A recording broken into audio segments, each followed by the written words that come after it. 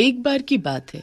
एक गांव में रवि नाम का आदमी रहता था। रवि सब्जी लगाने का काम करता था, लेकिन बहुत मेहनत करने के बाद भी वो अच्छा नहीं कमा पाता था, जिसकी वजह से वो बहुत परेशान था। एक दिन रवि काम से लौटता है। घर पर उसकी पत्नी गंगू उसका इंतजार कर रही थी। आज तो बहुत देर हो गई जी, कहाँ रह गए थे? क्या हुआ? तुम्हें क्या लगता है मैं फालतू में घूमता रहता हूँ? अरे काम पर गया था, लेट हो गया। जब देखो जासूसी करती रहती हो मेरी।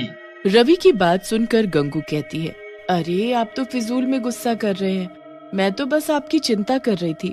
तभी रवि के बच्चे पिंकी और राहुल वहाँ आ जाते हैं और रवि से बोलते हैं, पापा कल हमारा स्कूल पिकनिक पर ले जा रहा है, मैं भी जाऊँ क्या? कहीं नहीं जाना है पिंकी, चुपचाप घर पर बैठो और पढ़ाई करो। वैसे भी हमारे पास पैसे नहीं हैं। पापा, आपके पास तो कभी पैसे नहीं रहते। एक छोटी सी फरमाइश की है हमने, आप वो भी पूरा नहीं कर सकते? राहुल की बात सुनकर रवि को गुस्सा आ जाता है और वो रवि को जोर से थप्पड़ मार देता है। ये देख गंगू भी गुस्से में आ जाती है और रवि को धक्का देते हुए बोलती है, तुम्हें जरा सी भी अकल नहीं है क्या? अगर तुम अच्छा नहीं कमा पाते हो तो इसमें इन बच्चों की क्या गलती है? अगर दोबारा मेरे बच्चों पर हाथ उठाए ना तो मुझसे बुरा कोई नहीं होगा। गंगू की बात सुनते ही रवि आग बबूला हो जाता है। मुझसे जुबान लड़ाती है, अभी मजा चखाता हूँ। लेकिन रवि गुस्से में गंगू को कुछ ज्यादा ही मार देता है, जिसकी वजह से गंगू बेहोश हो जाती है और मर जाती है। ये देख राहुल बोलता है, बस करें पापा, मम्मी बेहोश हो गई है। हम आगे से आपसे कुछ नहीं मांगेंगे, आप मम्मी को छोड़ दो।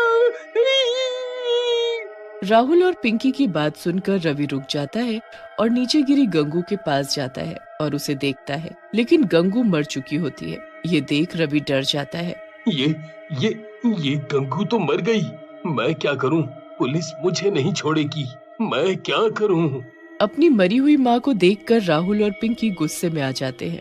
पिताजी, आपने ये सही नहीं किया, आपने माँ की जान ले ली। हम अभी पुलिस को बुलाकर आपको पकड़वाते हैं। राहुल की बात सुनकर रवि और भी ज्यादा घबरा जाता है और वहाँ से भाग जाता है। राहुल और पिंकी अपनी माँ गंगू के पास खड़े रोते रहते हैं। गांव वालों को राहुल और पिंकी कुछ नहीं बताते और गांव वाले गंगू का अंतिम संस्कार कर देते हैं। लेकिन रात में, राहुल भैया, मुझे अकेले घर में बहुत डर लग रहा है और भूख भी लगी है। पिंकी की बात सुनकर राहुल बोलता है, पिंकी, डरने